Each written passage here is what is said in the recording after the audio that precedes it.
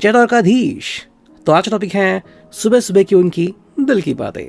3 फरवरी शुक्रवार के लिए ये रीडिंग एंड हमारे सामने है 3 ऑब्जेक्ट। ये है टैरो, ये है ट्विन फ्लेम ओरेकल एंड ये है happiness Oracle. So let's connect with the reading. देखते हैं आज हमें क्या अंडरस्टैंडिंग मिलती है। सबसे पहले हम शुरुआत करते हैं टैरो से, ठीक है।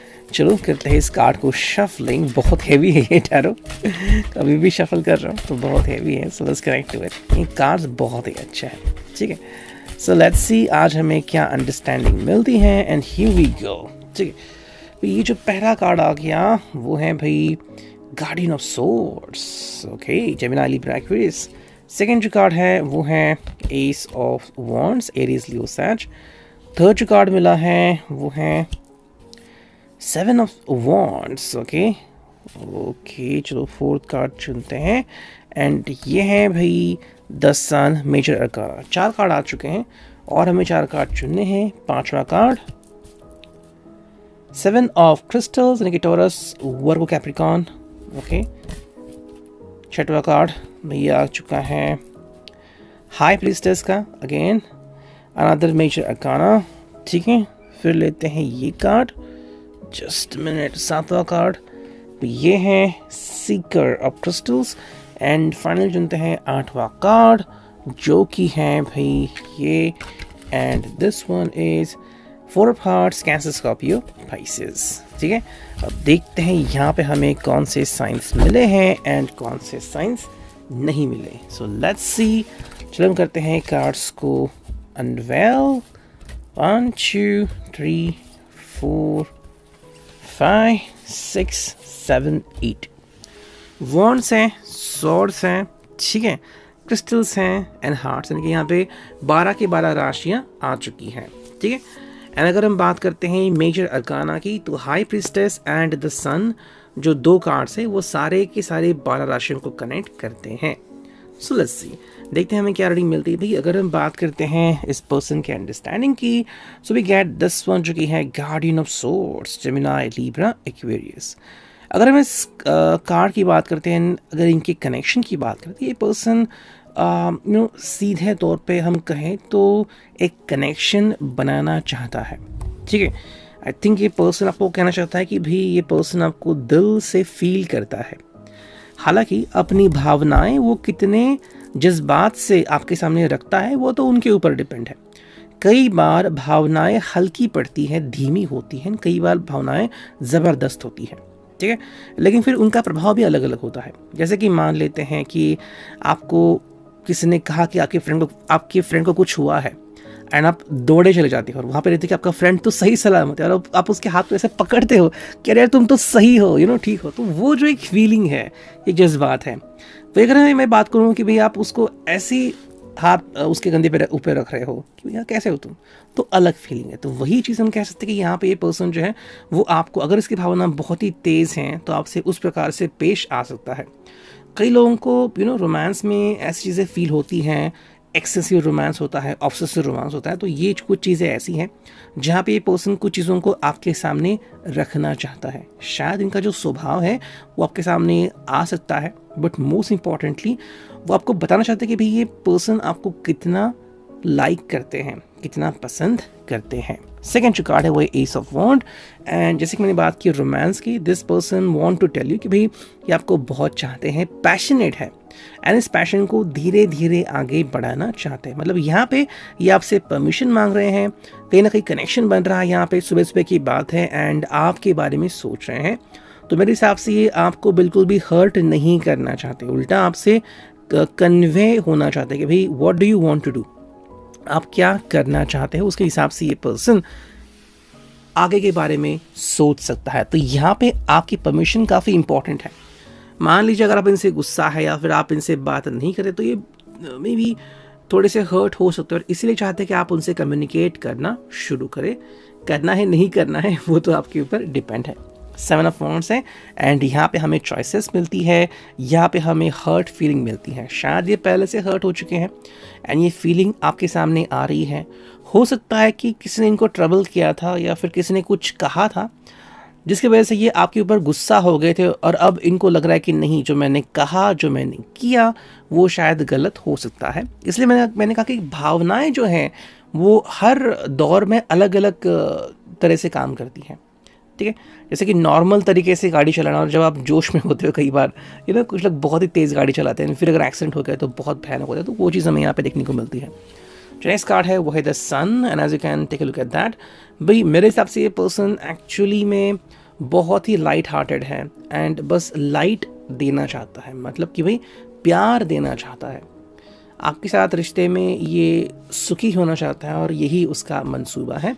बाकी अगर इन्होंने कुछ ऐसा किया होगा कि जहाँ पे गुस्सा हो गए होंगे या फिर कि कहीं ना कहीं पे ज़्यादा पैशनेट हुए होंगे, तो ये उनका नतीजा नहीं था। एंड सेकेंडली कि अगर किसी ने के बारे में कुछ गलत कहा है तो उस गलत चीज़ को भी दूर करना चाहते हैं। हो सकता है कि कहीं ना कहीं पर्सन जो आपसे दूर जा सकते हैं based on something, because may be हो सकता है कि एक ऐसा समय आ चुका हो जहाँ पे इनको शिफ्ट होना पड़ रहा है somewhere, that could be the thing which is very important to no.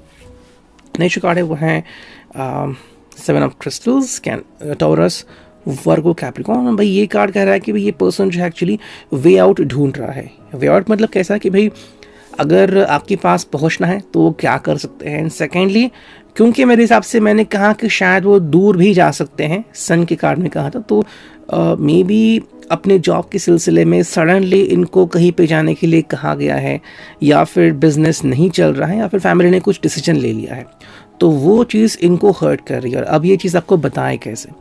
Secondly अगर ये पर्सन मूव ऑन हो रहा है, मे बी आप दोनों में झगड़ा हो चुका था एंड अब ये पर्सन मूव ऑन हो रहा है फ्रॉम रिलेशनशिप, तो वो चीज़ भी हमें यहाँ पे दिखती है। हालांकि किसी किसी के साथ ही एक कार्ड रेजोनेट हो सकता है। नेक्स्ट कार्ड है वो हाई प्रीस्टेस, एंड यहाँ पे हमें इस पर्सन की बहुत ही क्रिस्टल क्लियर अंडरस्टैंडिंग मिलती है। ये बेसिकली बहुत ही शांत स्वभावी है, ठीक है, एंड बिल्कुल भी मतलब नेगेटिव थिंकर नहीं है, बल्कि बहुत ही अच्छा सोचते हैं। लेकिन बात यहाँ पे आती है कि ये पर्सन आपको अपना समय देते हैं। वो कहते हैं कि भाई आपको अगर लग रहा है कि मैं सही हूँ, मुझसे बात करो, अगर आपको लग रहा है कि मैं अभी भी सही नहीं हूँ तो वेट करो जब तक कि मैं सही हो जाता हूँ। नेक्स्ट जो कार्ड है वो है सीकर ऑफ क्रिस्टल्स। ये एक्चुअली चाहते हैं आपको बताना कि या आपके बारे में बहुत अच्छा फील करते हैं, ओके, एंड आप उनके लिए बेमिसाल हो। आपको देख के इनको बहुत ही अच्छा महसूस होता है, ये बहुत ही अच्छा सोचते भी हैं। बस अगर कोई क्वेश्चन आता है तो इतना ही है कि कुछ चीज़ें जो हो चुकी हैं उनके बारे में क्या। ज़िंदगी में हम कई चीज़ें ऐसे देखते हैं कि जो हमें देखनी नहीं थी लेकिन देखनी पड़ गई, जैसे कोई गुस्सा हो गया या फिर कोई ज़्यादा बहुत ही रोमांटिक हो गया, एंड लाइकवाइज ये इसलिए होता है कि कई बार हम हमारे बिहेवियर को कंट्रोल नहीं कर पाते। तो इसलिए एक पर्सन कह रहा है कि अब ये अपने आप को सुधरना चाहता है, तो वो चीज़ हमें यहाँ पे देखने को मिलती है। एंड जो फाइनल कार्ड है वो है 4 of hearts, Cancer, Scorpio, Pisces.